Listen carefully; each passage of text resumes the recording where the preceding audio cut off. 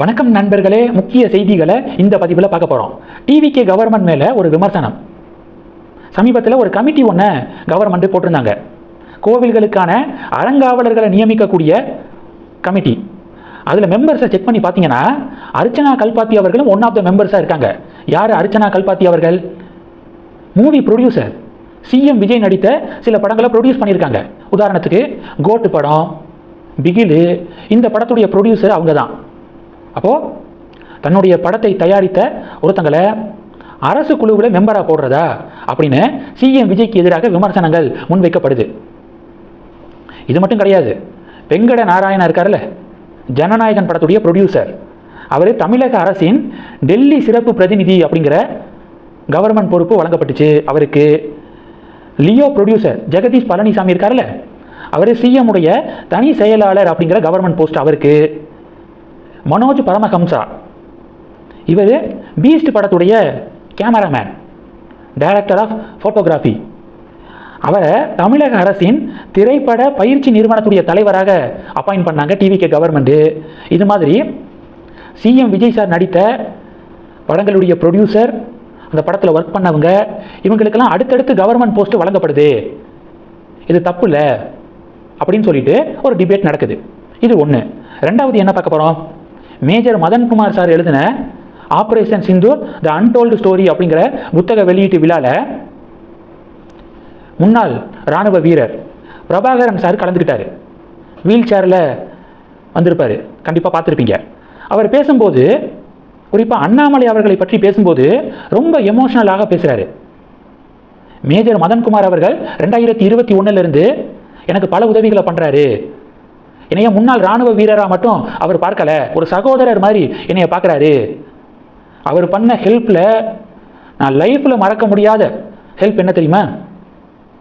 நான் உயிரினும் மேலாக கருதக்கூடிய அண்ணாமலை சாரை என்னுடைய வீட்டுக்கே வந்து என்னைய பார்க்க வச்சாரு.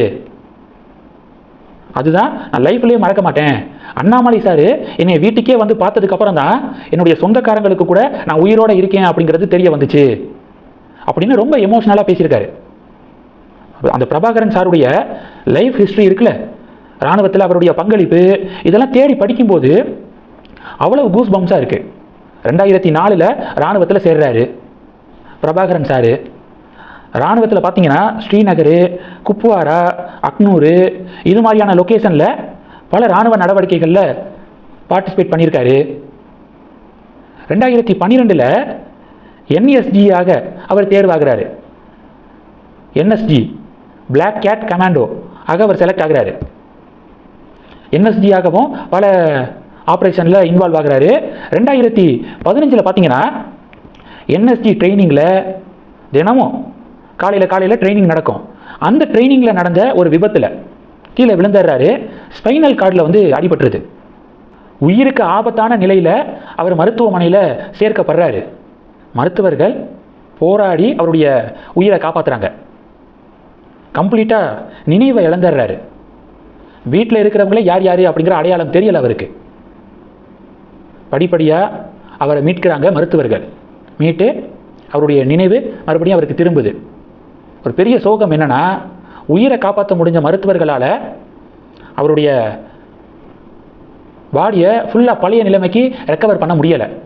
இடுப்புக்கு கீழே செயல் இழந்துருது. இந்த ஸ்பைனல் கார்டில் பட்ட அடினால் இடுப்புக்கு கீழே செயல் இழப்பு. அதனால தான் வீல் சேரில் அவர் வராரு.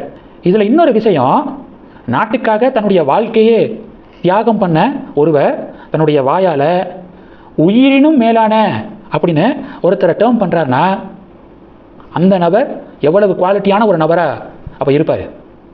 அண்ணாமலை சாரை தான் சொல்கிறேன். Naik ex NSG Prabhakaran sir Annamalai சாரை உயிரினும் மேலான அண்ணாமலை அப்படிங்கிற டேர்மை பயன்படுத்துகிறார். திராவிட ஜனதா கும்பல் இதெல்லாம் கேட்டுக்கிட்டு நேரத்துலேருந்து அழுதுக்கு இருப்பாங்க அப்படின்னு நான் நம்புகிறேன். மேஜர் முகுந்த் வரதராஜன் சாருடைய அப்பா பி த லீடர்ஸ் இயக்கத்துடைய ஆக்டிவிட்டீஸில் கலந்துக்கிறாரு. அடிக்கடி அவரை பார்க்க முடியுது. ஓய்வு பெற்ற பல காவல்துறை அதிகாரிகள் அண்ணாமலை சாருடைய இயக்கத்தில் பல பேர் சேர்ந்துருக்காங்க. யூனிஃபார்ம் சர்வீஸில் இருந்தவங்களாம் அண்ணாமலையை எந்த அளவுக்கு ரெஸ்பெக்ட் பண்ணுறாங்க, அண்ணாமலை தான் ஃப்யூச்சர் அப்படிங்கிறத பிலீவ் பண்ணுறாங்க அப்படிங்கிறத புரிஞ்சுக்கிறேன். ஃபியூச்சர் பாலிடிக்ஸ் அப்படிங்கிறது இயக்கத்தை அரசியல் கட்சியாக அண்ணாமலை சார் மாற்றினதுக்கப்புறம் அரசியல் களம் ரொம்ப சுவாரஸ்யமாக இருக்க போகுது அப்படிங்கிறது மட்டும் உறுதி. இந்த செய்திகளை பற்றி உங்களுடைய பார்வைகளை மறக்காமல் கமெண்ட் பண்ணுங்கள். தொடர்ந்து கனெக்டில் இருங்க. அடுத்தடுத்து நிறையா பதிவுகளை பார்க்க போகிறோம். நன்றி. ஜெய் ஹிந்த்.